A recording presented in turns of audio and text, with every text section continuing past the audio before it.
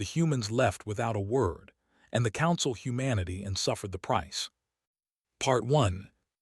Ambassador Shaw stood at the window of his office on Station Meridian and watched the stars. He had spent 15 years serving humanity among the alien species of the Galactic Council. He had smiled through insults. He had negotiated through contempt. He had watched his people be treated as second-class citizens in a galaxy they had done nothing but try to help. And now he held a message from Earth that changed everything. Captain Laura entered his office without knocking. She was his chief liaison officer and one of the few people he trusted completely. Her face was pale and her hands were shaking slightly. "You received it too," Shaw said. "It was not a question." "Every human in Council space received it," replied. "Every embassy, every trading post, every research station, every military outpost. The order is clear." Shaw nodded slowly. He turned from the window and looked at the room that had been his home for so long. The photographs, the gifts from diplomatic missions, the small plant from Earth that he had kept alive against all odds. He would take none of it. "How long do we have?" he asked. 12 hours, said. "The ships are already moving into position. Transport vessels are arriving at every human location across Council space. We leave together, all of us, at the same time." Shaw let out a long breath. He had known this day might come. Humanity had been patient for decades. They had endured the trade restrictions that crippled their economy. They had accepted being access to the major hyperspace routes. They had watched silently as the Council excluded them from military alliances and scientific partnerships. They had done everything right and received nothing but suspicion in return. And the architect of their suffering was a named Counselor K. He had spent 20 years building a coalition against humanity. He called humans dangerous. He called them aggressive. He warned the galaxy that these newcomers from a small blue planet would conquer them all if given the chance. It did not matter that humans had never started a war in Council space. It did not matter that human doctors had saved millions of alien lives. It did not matter that human engineers had shared technology freely. Kay had decided that humanity was a threat, and he had convinced enough species to believe him. The Council chambers met that evening for a routine session. High Arbiter, the ancient and respected leader of the Council, presided over the gathering as he had for 60 years. Representatives from 47 species filled the massive circular room. Ambassador Shaw was notably absent from the human delegation seats, but no one paid much attention. Humans were easy to ignore. That was how the Council preferred it. Counselor K was speaking about new proposed restrictions on human colonial expansion when a junior aide rushed to High Arbiter and whispered something urgent. The old Arbiter raised one of his 4 hands for silence. "It appears," said slowly, "that the human ambassador has requested an immediate audience." Kay made a dismissive sound. "Let him wait. We are discussing important matters." "He is not requesting to speak," replied. "He is already transmitting." The central display screen flickered to life. Ambassador Shaw's face appeared. He was not in his office. He was standing in what appeared to be the bridge of a transport vessel. Behind him, through the viewport, the Council could see Station Meridian growing smaller in the distance. "Members of the Galactic Council," Shaw said. His voice was calm and steady. "I am transmitting this message to inform you that all human personnel are departing Council space. Effective immediately, humanity is withdrawing from all treaties, agreements, and partnerships with the Galactic Council." Murmurs erupted across the chamber. Kay leaned forward with something like triumph in his eyes. "We do not do this with anger," Shaw continued. "We do not do this with threats. We do not do this with demands. We simply leave. You have made it clear over many years that humanity is not welcome in your community. We have listened. We have understood. And we have decided to respect your wishes." High Arbiter raised his hand again for silence. "Ambassador Shaw, surely this is a matter we can discuss. If there are grievances—" "There were grievances, High Arbiter," Shaw interrupted. For 30 years there were grievances. We raised them through proper channels. We filed complaints. We requested mediation. We asked for nothing more than fair treatment. The council's response was to pass more restrictions, to deny more requests, to listen to those who called us monsters. Shaw paused and looked directly at Kay. You have gotten what you wanted, counselor.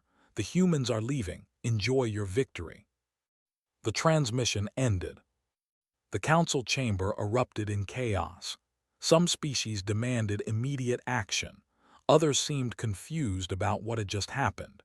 A few looked genuinely worried. But Kay stood tall and addressed the assembly with confidence. Let them go, he declared. This is a bluff. They will come crawling back within a month. Humans cannot survive without access to our markets and our technology. They are nothing without us. High Arbiter was not so certain.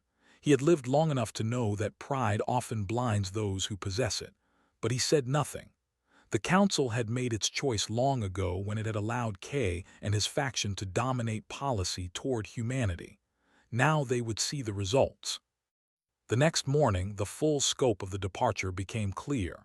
Every human embassy was empty. Every human trading post was abandoned. Every human research station was dark. Ships had come in the night and taken every man, woman, and child. The humans had not even left a forwarding address. A junior analyst named was the first to notice the deeper problem. He brought his findings to the council with trembling hands. They took everything, reported.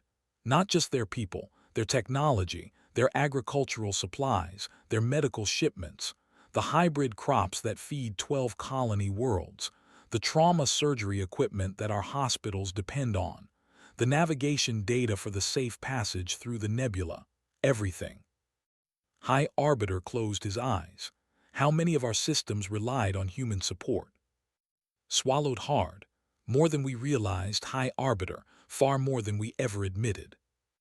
Kay waved his hand dismissively. We will adapt. We survived before the humans came. We will survive after they leave. But in the silence that followed, several council members exchanged worried glances. They remembered what the galaxy had been like before humans arrived. They remembered the conflicts, the shortages, the problems that human ingenuity had quietly solved while everyone else took the credit. For the first time in decades, the Galactic Council felt something unfamiliar. They felt afraid. The humans left without a word, and the Council humanity and suffered the price. Part 2. 3 months passed since the humans left, and the Galactic Council learned a terrible truth. They had never understood how much they needed humanity until humanity was gone. Commander Cole stood in the operations center on Earth and reviewed the latest intelligence reports from Council space. He was a tall man with gray at his temples and eyes that had seen too much. For 20 years he had served as a military to the Council, coordinating joint defense operations and training allied forces. Now he was home, and he watched from a distance as the galaxy he had tried to protect began to fall apart. The frontier is collapsing, his aide reported. Pirate attacks have increased by 300% since our patrols. The Council fleet is responding, but they are too slow. They lack the tactical flexibility we brought to joint operations. Cole nodded. He had expected this. Human naval doctrine emphasized speed, adaptation, and creative thinking. Council fleets were built on rigid hierarchies and predictable formations. They were good at fighting wars they had prepared for. They were terrible at handling surprises. What about the agricultural situation? Cole asked. Worse than projected, the aide replied. The hybrid crops we developed for low-gravity worlds are failing without the genetic stabilization treatments. We shared the seeds freely, but we kept the formulas. 12 colony worlds are facing food shortages. 3 are approaching famine conditions. Cole felt no satisfaction at this news. He had friends among those colonies, good people who had treated humans with respect even when their governments did not. But Earth's decision had been clear. Humanity would no longer sacrifice its children for those who despised them. On the Council world of Prime, Counselor watched the emergency session with growing frustration. She was young for a council member, barely a century old by standards, and she had always argued for better relations with humanity.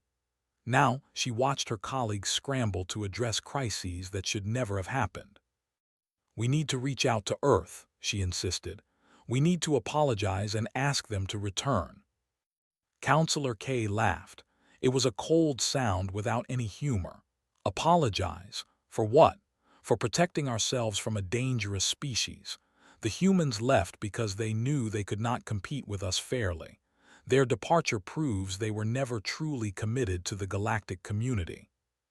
Their departure proves we pushed them away, fired back. We restricted their trade, we their ship's passage, we excluded them from every major alliance. What did we expect them to do? "I expected them to know their place," Kay replied, "and now they do." On the colony world of 7, Administrator faced a nightmare. The medical center that served 3 million citizens had run out of critical supplies. Human pharmaceutical shipments had stopped. Human trauma surgeons who had volunteered at the hospital had left with everyone else. And now, a mining accident had left hundreds injured with no one qualified to save them. Sent message after message to Earth. He begged, he pleaded, he offered trade concessions and political support.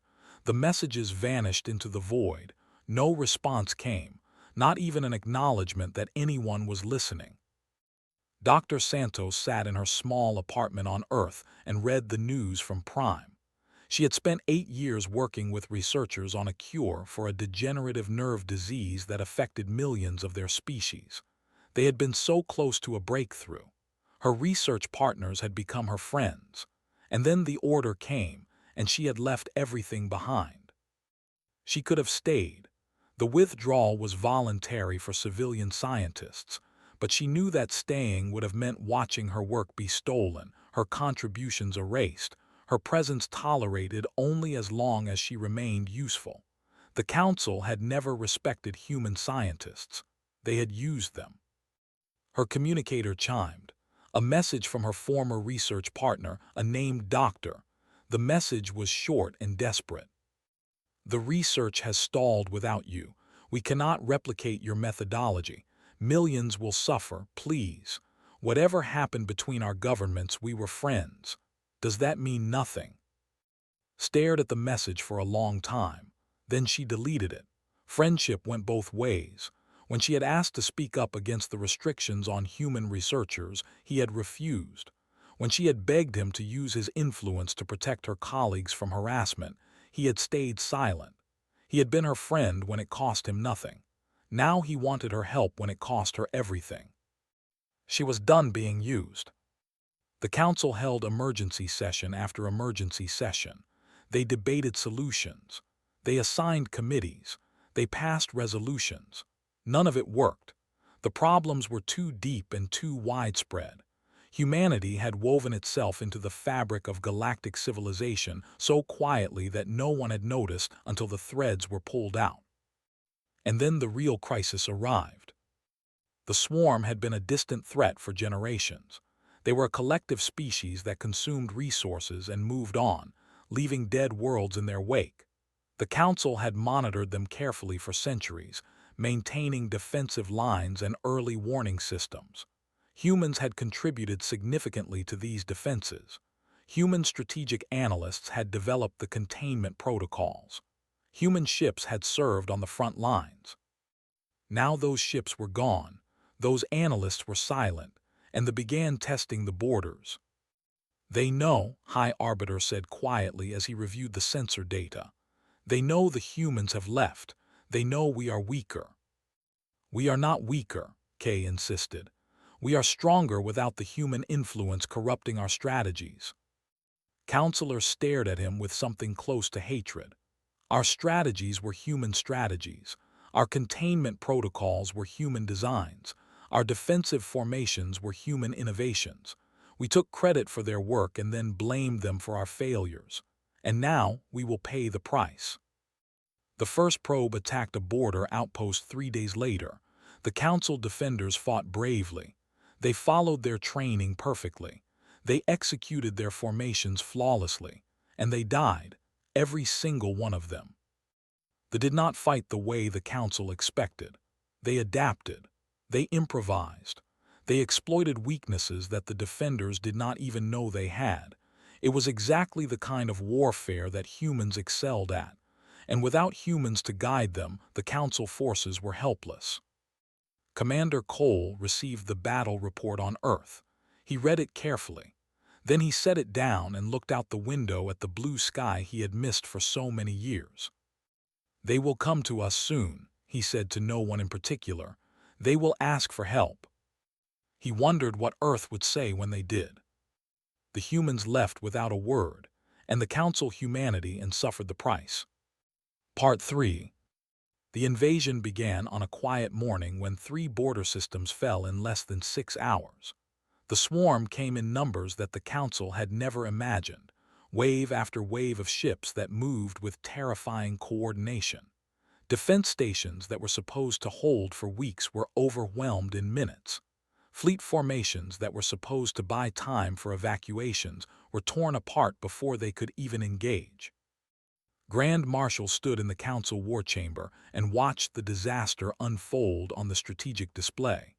He was the supreme commander of all Council military forces, a position he had held with pride for 40 years. In all that time, he had never felt so helpless. "Pull back the 7th Fleet to the system," he ordered. "Have them establish a defensive perimeter and wait for reinforcements." His aide hesitated. "Grand Marshal, the 7th Fleet was stationed at. They have been destroyed." Closed his eyes. Another fleet gone. Another system lost. They were not just winning. They were humiliating the Council with every engagement. Admiral watched the same battle reports from Earth Defense Command.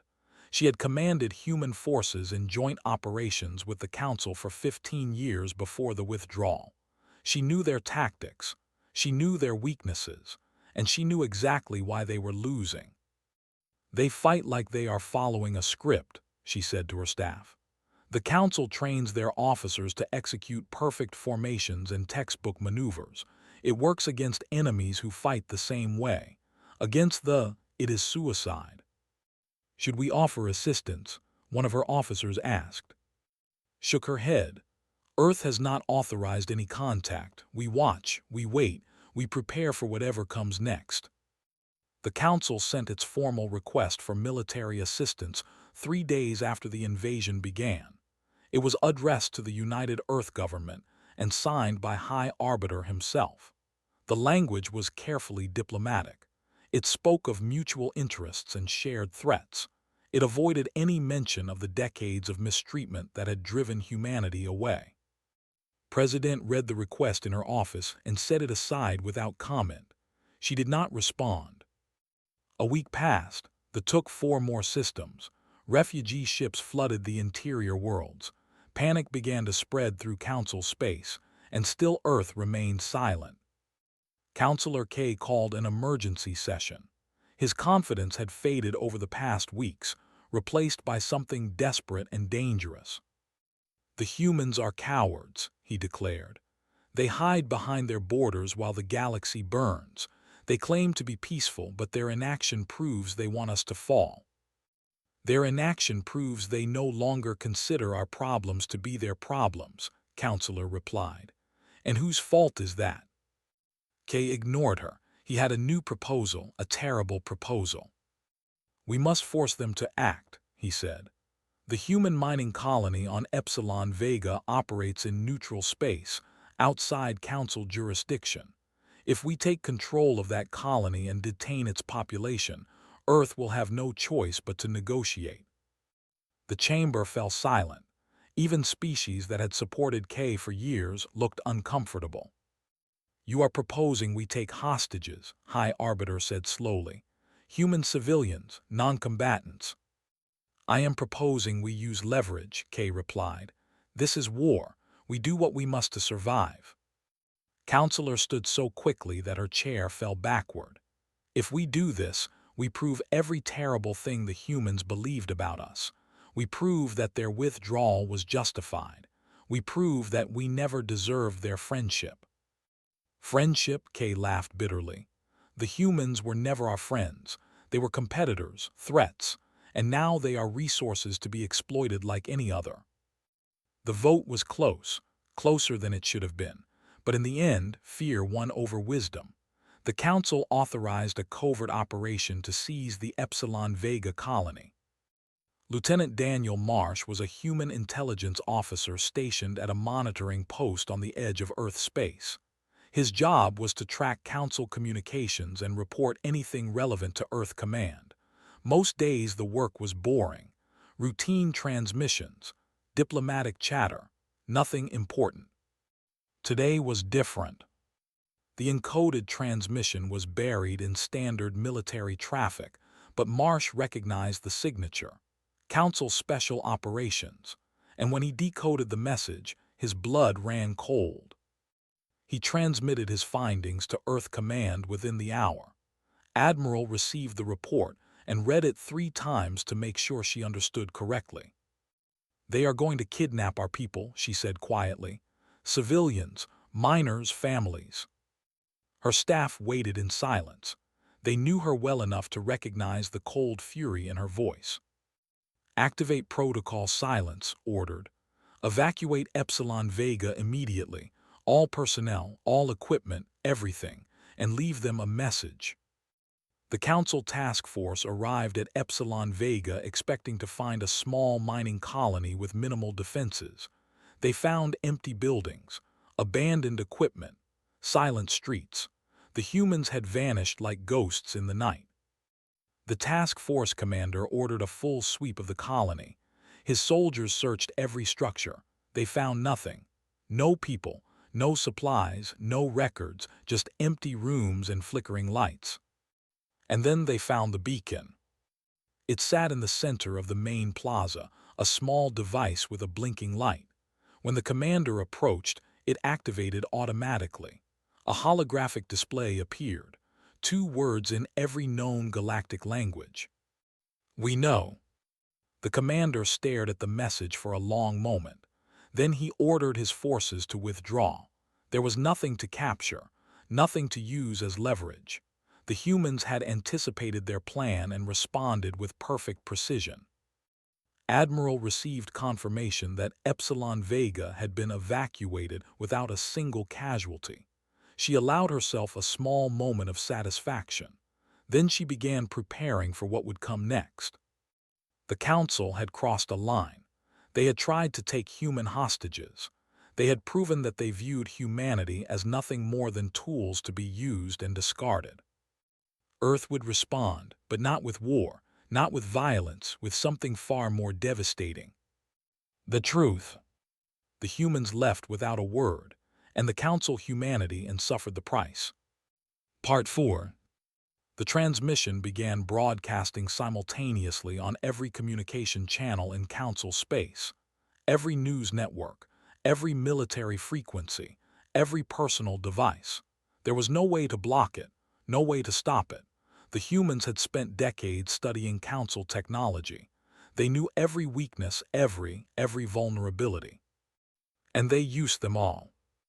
The first files were diplomatic communications, messages between Counselor K and his allies spanning 20 years, plans to sabotage human trade agreements, schemes to falsify reports about human military activities, coordinated efforts to spread propaganda portraying humans as dangerous conquerors, evidence of bribes paid to neutral species to vote against human interests. The second files were scientific records, documentation proving that human researchers had developed technologies credited to Council scientists, patents stolen, credit erased, contributions hidden, years of human innovation attributed to species that had done nothing more than watch and take notes. The third files were military communications, orders to Council fleet commanders to harass human vessels in neutral space, instructions to delay emergency responses to human colonies under attack, reports showing that Council intelligence had allowed pirate groups to target human shipping lanes while protecting their own. The fourth files were the most damaging of all. Internal council assessments from the past decade, written by their own analysts, warning that humanity was not a threat. Reports concluding that human integration had strengthened the galactic economy.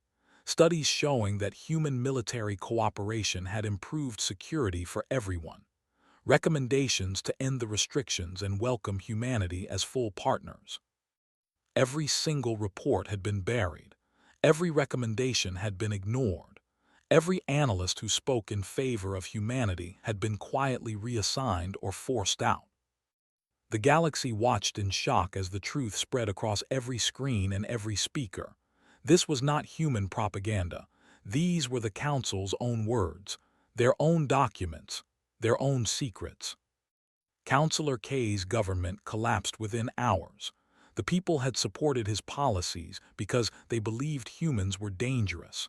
Now they saw the evidence that their leaders had manufactured that danger from nothing. Protests erupted on every world. Officials fled their offices. The coalition that had dominated council politics for decades crumbled like sand. On Prime, Councillor addressed a stunned assembly. She had always argued for better relations with humanity. She had been called naive, idealistic, weak. Now she stood vindicated while her critics sat in silence. "We were fools," she said simply. "We let fear and prejudice guide our policies. We listened to voices that told us what we wanted to hear instead of voices that told us the truth. And now we face the consequences." High Arbiter listened from his seat at the center of the chamber. He had served the council for 60 years. He had believed in its principles, its justice, its wisdom. Now he saw how hollow those beliefs had been. "What do we do now?" a junior counselor asked. "We go to them," replied. "We go to Earth and we ask for forgiveness, not for our sake, for the sake of the billions who will die if they are not stopped." The journey to Earth's border took 3 days, traveled alone except for a small escort. He left his ceremonial robes behind. He brought no gifts, no bribes, no leverage. He came as a supplicant, nothing more. President agreed to meet him at a neutral station on the edge of human space. She arrived with Admiral and a delegation of human officials. They sat across from at a simple table in a small conference room. No ceremony. No spectacle, just 2 leaders trying to find a way forward. Spoke first, he described the advance, the systems lost, the lives destroyed, the desperate situation facing the council. He did not make excuses, he did not shift blame, he simply told the truth and asked for help. President listened without interrupting. When he finished, she sat in silence for a long moment. "You tried to kidnap our people," she said finally. "3 weeks ago, you sent soldiers to take human civilians hostage." "I did not authorize that operation," replied, "but I did not stop it either. The responsibility is mine." "The responsibility is the Council's," corrected. "You all voted. You all chose to treat us as enemies, and now you want us to save you." "I want you to save yourselves," said quietly. "They will not stop at Council space. If they consume us, they will come for you next. This is not about politics anymore. This is about survival." Admiral spoke for the first time. "He is right, Madam President. They are a threat to everyone. If we wait for them to finish with the Council, we will face them alone. It is better to fight together." Nodded slowly. She had already made her decision before coming to this meeting. She had not come to negotiate. She had come to deliver terms. "Humanity offered the Council friendship for 30 years, she said. "We offered partnership. We offered loyalty. We asked for nothing more than respect. And you responded with contempt, with restrictions, with attempted kidnapping." Lowered his head, "Yes." "So I must ask you a question, High Arbiter." Slid a document across the table. "Are you ready to treat us as equals, or do you still see us as a threat to be contained?" Read the document. It was not a list of demands. It was not a treaty of surrender. It was a simple agreement. Full recognition of human sovereignty. Equal voting rights in council matters. An end to all restrictions on human trade and travel. a formal apology for the decades of mistreatment. It was everything humanity had asked for from the beginning, nothing more. "You could demand much more," said slowly. "You could demand tribute, territory, submission. We are in no position to refuse." "We could," agreed. "But we are not like you. We do not want to rule the galaxy. We never did. We just wanted to be treated with dignity." Picked up the pen she had provided. His hand trembled slightly as he signed his name. "Then you shall have it," he said. "I only hope it is not too late." Stood and extended her hand, took it. "Admiral," the president said, "prepare the fleet. We have a war to win." The humans left without a word, and the council humanity and suffered the price. Part 5. The human fleet emerged from hyperspace like a storm breaking over calm waters. 200 warships in perfect formation, their hulls gleaming under the light of distant stars. Admiral stood on the bridge of her flagship and surveyed the battlefield. The had pushed deep into council territory. 3 more systems had fallen while the politicians talked. Millions had died while the bureaucrats debated. That ended today. "Signal all council fleet commanders," ordered. "This is Admiral of the United Earth Navy. I am assuming tactical command of combined operations effective immediately.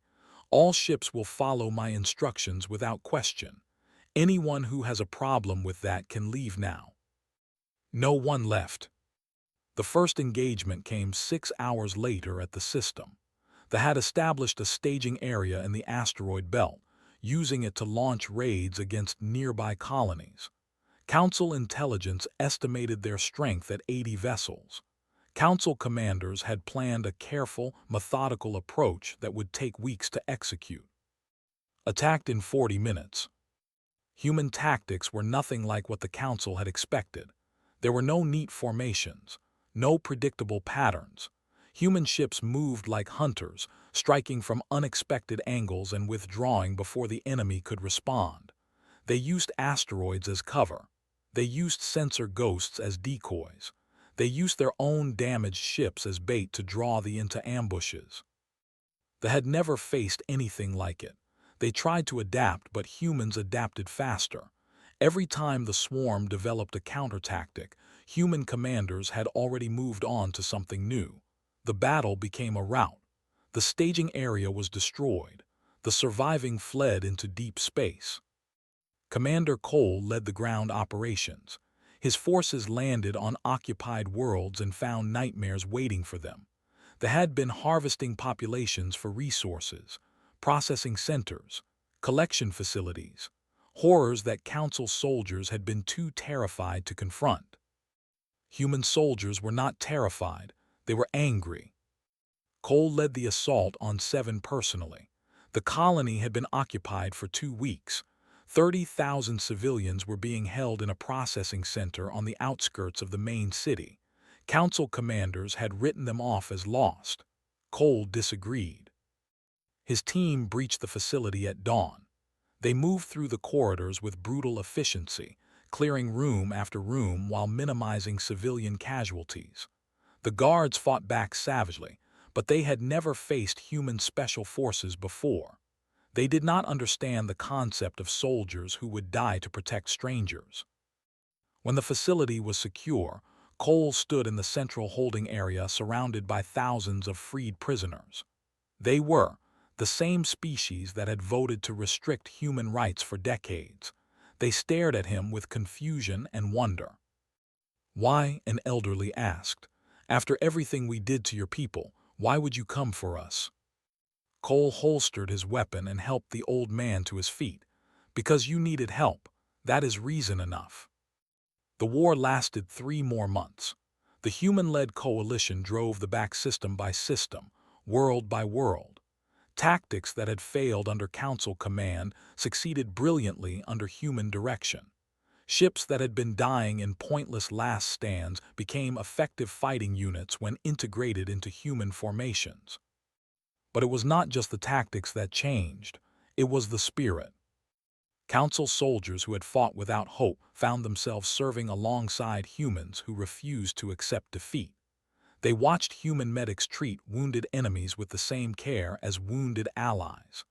They saw human engineers rebuild infrastructure on liberated worlds before their own quarters were finished. They witnessed acts of courage and compassion that everything they had been told about the dangerous newcomers from Earth. Sergeant Amy Torres was 23 years old, barely old enough to serve in a combat unit. She was assigned to peacekeeping duties on a newly liberated world, helping to restore order and distribute supplies to refugees. One afternoon, a child approached her at the distribution center. The girl could not have been more than 8 years old. She looked up at Torres with wide, curious eyes. "My father says humans are monsters," the girl said. "He says you came to conquer us." Torres knelt down so she was at eye level with the child. "What do you think?" The girl considered the question seriously. "I think monsters do not give food to hungry people.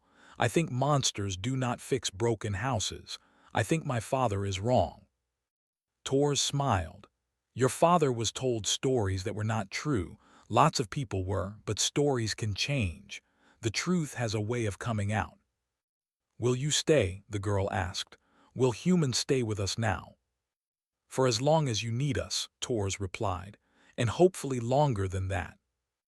The final battle of the war took place at the staging ground on the edge of known space. Admiral led the combined fleet in a massive assault that shattered the swarm's ability to wage war for a generation. The victory was decisive, complete, overwhelming, but took no pleasure in the destruction. She watched the enemy ships burn and thought about all the lives lost on both sides. War was never a triumph. It was always a tragedy, even when it was necessary.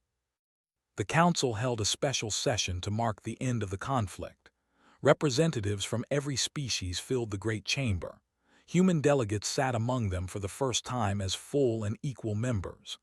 Ambassador Shaw had returned to his post, older and but still committed to building a better future. Counselor delivered the address. She spoke of sacrifice and courage. She spoke of mistakes and lessons learned.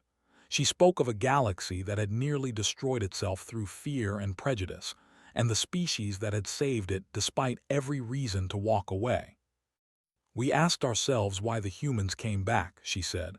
"Why they fought and died for people who had treated them so badly. We expected demands, conditions, revenge. Instead, they asked only for the chance to be our partners, to stand beside us as equals." She paused and looked at the human delegation. "That is their greatest strength, not their weapons, not their tactics, not their technology. It is their capacity to forgive without forgetting, to help without demanding gratitude, to offer friendship even to those who once called them enemies." The chamber erupted in applause. Shaw acknowledged it with a simple nod. He was not interested in praise. He was interested in results. President watched the ceremony from Earth. Admiral stood beside her as the broadcast played across the screens of her office. "They will test us again," said quietly. "The galaxy always does." Nodded, "And when they do, we will still be here, ready to help, ready to fight if we must." "Do you think they truly understand now? Do they understand what we are?" Considered the question. "Some do, others will take longer, but we have time. We have always been patient." Smiled slightly. "Yes, we have." On Station Meridian, the human embassy reopened for the first time in over a year. Ambassador Shaw stood at the entrance and watched as staff members carried equipment inside. A diplomat approached nervously. He was young, barely out of training and clearly uncomfortable. "Ambassador Shaw," he said, "I am assigned to be your new liaison. I wanted to offer a gesture of welcome." He extended his hand in the human custom. "I hope we can work together in friendship." Shaw looked at the offered hand. He thought about all the years of insults and restrictions. He thought about the attempted kidnapping and the lives lost in the war. He thought about everything his people had endured. Then he smiled and shook the young diplomat's hand. "So do I," he said. "So do I." The galaxy had changed. Old enemies had become new allies, old wounds had begun to heal, and humanity had proven once again that their greatest strength was not the power to destroy. It was the power to forgive.